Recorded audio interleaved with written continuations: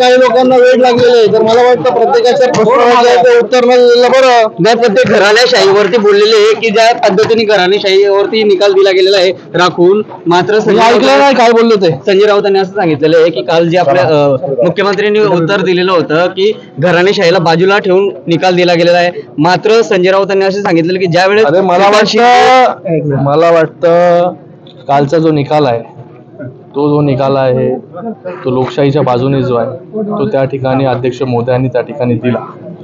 आणि मला वाटतं पार्टी जी आहे ही कोणाची प्रायव्हेट प्रॉपर्टी जी आहे ती त्या ठिकाणी नाही आहे. पार्टी जी आहे हे पार्टीमधले जे पदाधिकारी आहेत, जे कार्यकर्ते आहेत, जे आमदार आहेत, जे खासदार आहेत, त्यांना सगळ्यांना बरोबर घेऊन जी आहे ती पार्टी जी आहे ती पुढे जात असते.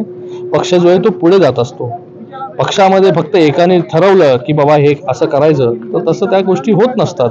आणि काल मला वाटतं अध्यक्ष मोदयांनी सगळ्या गोष्टी ज्या आहेत हे पार्टीची घटना जी आहे, पक्षाची घटना कशा प्रकारे बदलण्यात आली त्या ठिकाणी इलिगल पद्धतीने, आणि ती जी आहे घटना जी बदलल्यानंतर जी आहे ती इलेक्शन कमिशनकडेही ती घटना जी आहे ती सुपूर्द केली नाही.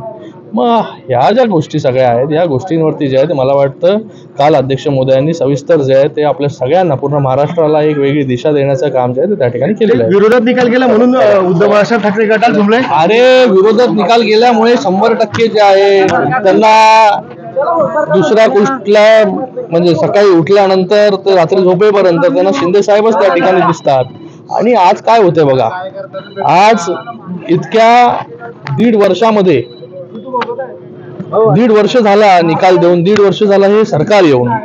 हे सरकार जेव्हापासून आलेलं आहे, मुख्यमंत्री महोदय एकनाथजी शिंदे साहेब जेव्हापासून झालेले ते ज्या प्रकारे काम करतायत महाराष्ट्रभर, त्याला प्रेरित होऊन जे आहे हे वेगवेगळ्या जिल्ह्यातले जे आहे ते पदाधिकारी असतील, कार्यकर्ते असतील, हे सगळे प्रवेश करतायत रोज.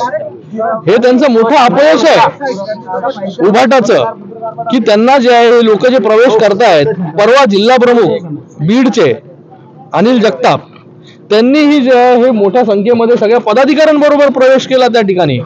आणि असे येणाऱ्या काळामध्ये अजून जिल्हा प्रमुख असतील, अजून कार्यकर्ते असतील, नगरसेवक असतील, आता तर मोठ्या प्रमाणामध्ये सगळ्यांनी प्रवेश केलेला आहे. ही त्यांची हतबलता जी आहे, हे फ्रस्ट्रेशन जे आहे की आज आम्हाला सोडून जे आहे सगळे लोक चाललेत. हे का चाललेत? कारण की आपण जी भूमिका घेतली 2019 मध्ये हिंदुत्व सोडण्याची आणि हिंदुत्व विरोधी पक्षांबरोबर जाऊन बसण्याची, हा त्याचा परिणाम जो आहे तो या ठिकाणी आपल्याला त्या ठिकाणी भोगायला मिळतोय. आता त्याला भोगल्याशिवाय तुम्हाला दुसरा काही पर्याय नाही आहे. तर फ्रस्ट्रेशन जे आहे दिवसेंदिवस जे आहे ते वाढत जाणार आहे त्या ठिकाणी.